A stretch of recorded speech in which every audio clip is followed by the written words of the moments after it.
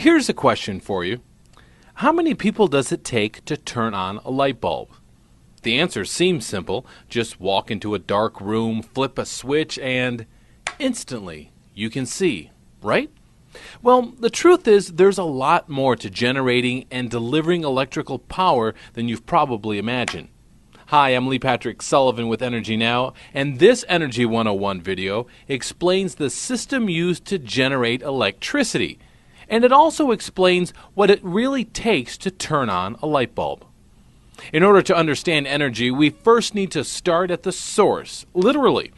Mother Nature provides the natural resource we use to generate power. From natural gas to coal, ocean tides to mountain winds, the energy we need to create electricity must first be mined, harnessed, or collected from the earth. Some of these resources are finite, including fossil fuels like coal and oil, but others are unlimited, like solar or wind power.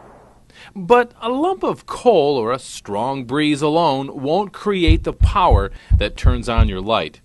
For every energy source, a chemical or mechanical process is required to turn it into usable electricity.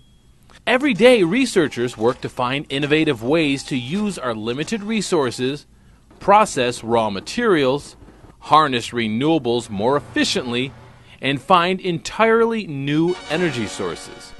Today, the majority of America's electricity comes from thermal power plants.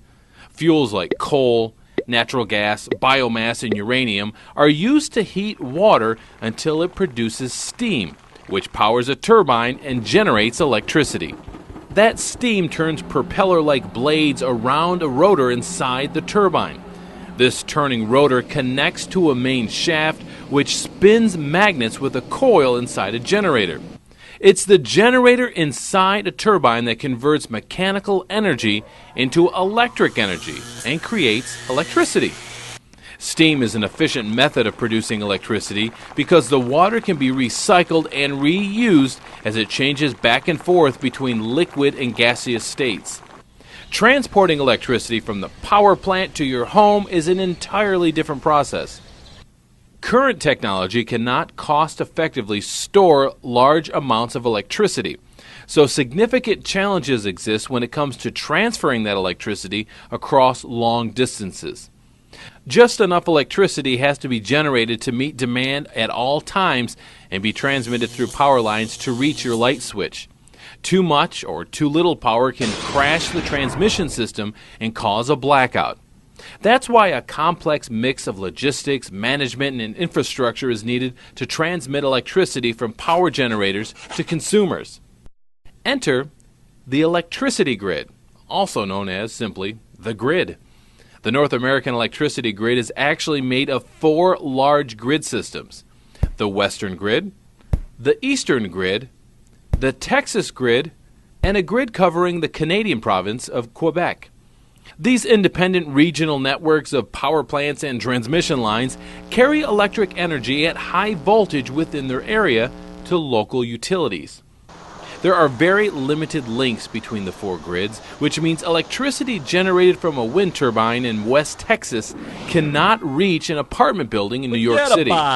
For electricity to move through one of the 4 grids, its voltage must first be increased by a device called a transformer. Then the electricity can travel long distances across high-voltage transmission lines.